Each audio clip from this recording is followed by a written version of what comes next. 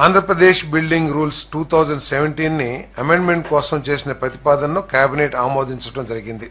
రాష్ట్రంలో నిర్మాణ రంగాన్ని పరిగెత్తించాలని భవన నిర్మాణ కార్మికుల సంక్షేమం కోసం అమెండ్మెంట్ ని తీసుకురావడం జరిగిందని చెప్పేసి మనం చేస్తా ఉన్నాను.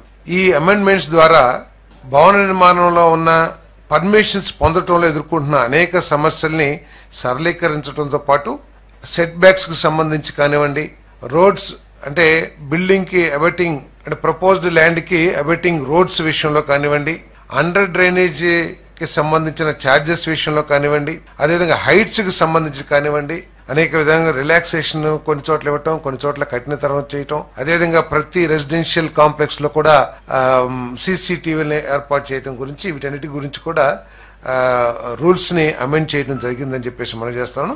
ఈ అమెండ్మెంట్ తో సిఆర్డీఏ పరిధిలో కానివ్వండి, రాష్ట్రంలో కానివ్వండి నిర్మాణ రంగం ఊపందుకుంటుందని చెప్పేసి మేము నమ్ముతా ఉన్నాం.